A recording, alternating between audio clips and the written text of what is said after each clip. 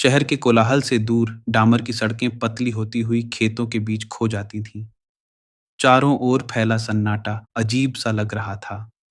विहान अपनी पुरानी कार चला रहा था और बगल की सीट पर बैठी सौम्या बार बार बाहर झांक रही थी। विहान ने मोबाइल में नक्शा देखते हुए कहा, नक्शे के हिसाब से बस 10 किलोमीटर और हैं, लेकिन यहाँ तो चारों तरफ सिर्फ खेत ही खेत हैं। सौम्या ने बेचैनी से कहा, इतनी देर हो गई है, न कोई झोपड़ी दिख रही है, न कोई रोशनी। ये जगह मुझे ठीक नहीं लग रही। अचानक कार जोर से उछली। एक बड़ा पत्थर बीच सड़क पर पड़ा था। टायर से तेज आवाज आई और कार वहीं रुक गई। विहान ने उतरकर देखा, टायर फट चुका था। उसने परेशान होकर कहा, कमाल है, स्पेयर भी नहीं है, नेटवर्क भी नहीं आ रहा, हम सच में फंस गए हैं। सौम्या ने घबराई नजरों से आसपास देखा। तभी उसकी नजर दूर साल के पेड़ों के पीछे टिमटिमाती एक मध्यम सी रोशनी पर पड़ी। वो देखो, वहां कोई जगह है, शायद कोई गांव या कोई बड़ी इमारत। कम से कम मदद मिल सकती है, यहाँ रुकना ठीक नहीं। दोनों ने कार लॉक की और उसी रोशनी की दिशा में जंगल के अंदर बढ़ गए। हवा में हल्की ठंडक थी और मिट्टी की सड़ी पुरानी गंध चारों ओर फैली हुई थी।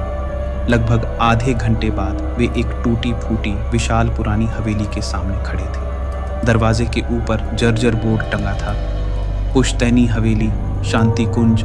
सौम्या ने डरते हुए विहान की बांह पकड़ ली। मुझे यहाँ अच्छा नहीं लग रहा, अंदर मत चलो, ये जगह बहुत डरावनी है। विहान ने आसमान की ओर देखा, जहाँ बादल घिर चुके थे। ठंड बढ़ रही है, बस एक रात की बात है, सुबह होते ही निकल चलेंगे।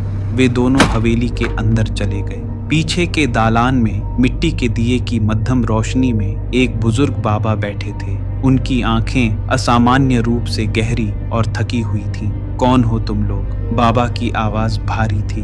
विहान ने पूरी बात बताई और रात गुजारने की अनुमति मांगी। बाबा ने उन्हें एक छोटे कमरे में बैठाया, फिर धीमी आवाज में बोले, सावधान रहना, ये हवेली रात में अकेली नहीं रहती, यहाँ भटकती आत्माएं रहती हैं। सौम्या सिहर गई, लेकिन विहान ने खुद को संभाला।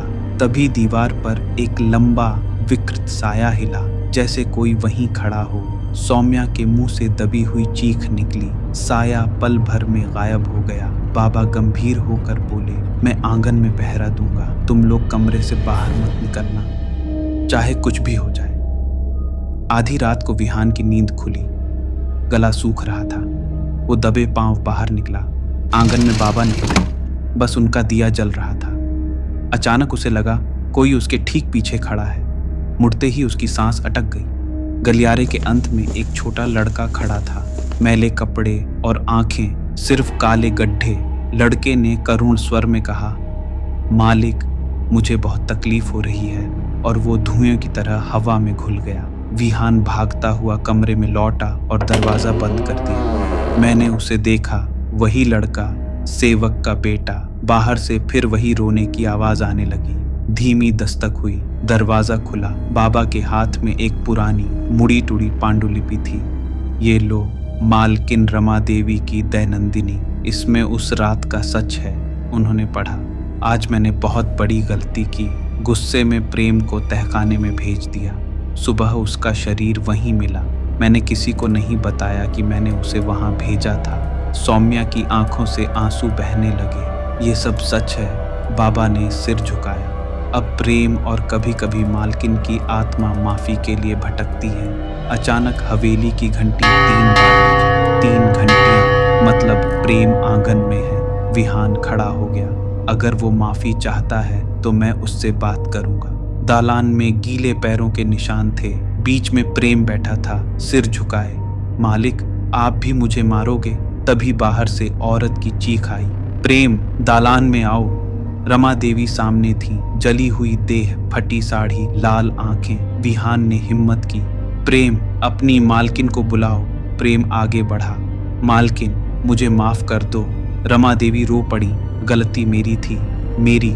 दोनों एक दूसरे से लिपटे और तेज रोशनी में धुंध बनकर गायब हो गए। अचानक हवेली उजली हो गई। सुबह हो चुकी थी।